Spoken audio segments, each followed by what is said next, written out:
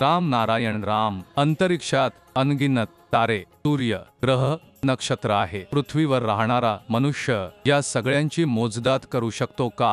हे तर अशक्य आहे। अंतरिक्षाची खोली किती आहे, लांबी किती आहे, हे कोण मोजू शकेल का? आपण फक्त अंदाज लावू शकतो, परंतु त्यांची मोजदाद किंवा मापन करणे अशक्य आहे। म्हणूनच अंतरिक्षात निर्माण झालेले हे अनगिनत तारे, ग्रह, नक्षत्र यांची निर्मिती आकाशातच झाली आहे। हे कोणत्याही मनुष्याने निर्माण केलेले नाहीत, हे सर्व आकाशाच्या कुशीत आहे। अगदी जसा एखादा बालक आईच्या कुशीत शोभतो, म्हणून आकाशच आपले आई वडील आहे, तेच सर्व काही आहे। या पृथ्वीवर सर्वजण समान आहेत, परंतु येथे माणसांनीच विविध धर्मांची निर्मिती करून जातीयवादाला जन्म दिला आहे। लोकांच्या मनात भेदभाव निर्माण केला आहे। आपण सर्व एकाच पृथ्वीवरचे जीव आहोत, सर्व एकाच भूमीवर राहतो, तरीही समाजाने जातीयवाद आणि धर्माच्या नावाखाली पृथ्वीला अनेक भागांमध्ये विभागले आहे। जर असेच सुरू राहिले तर संपूर्ण जगाला एकमेकांचे शत्रू व्हायला वेळ लागणार नाही। आपण शत्रुत्वाचा संदेश देणारे नव्हे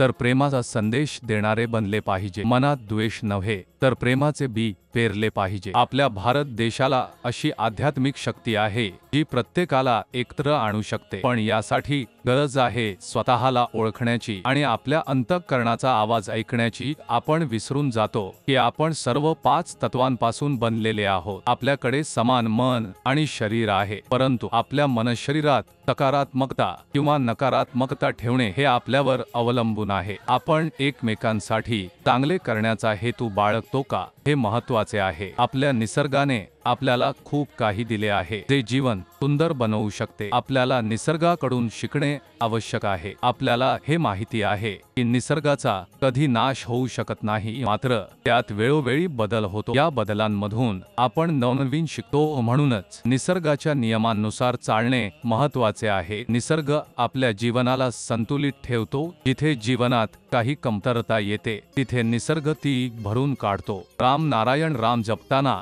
आपण संपूर्ण ब्रह्मांडाला आठवतो। राम म्हणजे आकाश आणि त्या आकाशात असलेले अनगिनत तारे, ग्रह, नक्षत्र म्हणजे नारायण। दुसऱ्या राम मध्ये सर्व सजीव, वनस्पती, अणु, रेणू समाविष्ट आहेत। राम नारायण राम जपल्यावर आपण सृष्टीतील प्रत्येक घटकाला अभिवादन करतो, नमन करतो। राम नारायण राम हा असा मंत्र आहे जो जपल्याने आत्मसाक्षात्कार होतो। या मंत्राने अनेकांनी आपले आणि समाजाचे कल्याण केले आहे। जर तुम्हाला जीवनात कल्याण हवे असेल तर प्रत्येकाने ध्यानधारणेशी जोडले गेले पाहिजे। ध्यानाद्वारे आपण आपल्या मनाला आणि आत्म्याला बळकटी देऊ शकतो। ध्यान म्हणजे एक प्रकारची ध्वनी ऊर्जा आहे जी आपल्या शरीरात असलेल्या कोट्यवधी आत्म्यांना ऊर्जा देते, त्यामुळे शरीराला बळ मिळते, जीवनाला अर्थ प्राप्त होतो, विचार करण्याची क्षमता वाढते। ही ध्वनी ऊर्जा निसर्गातूनच येते। राम नारायण राम या नावाशी जोडल्याने आपण ब्रह्मांडाला स्मरणात ठेवतो। या बीज मंत्रामध्ये संपूर्ण ब्रह्मांड सामावलेले आहे। या मंत्राचा जप करत रहा। यामध्ये अशी ताकद आहे जी संपूर्ण सृष्टीला आपल्या आत समेटते। कितीतरी लोकांनी या नावाशी जोडून आपले जीवन बदलले आहे। तुम्हीही या पवित्र नावाशी जोडा आणि समाजाला प्रेरणा द्या।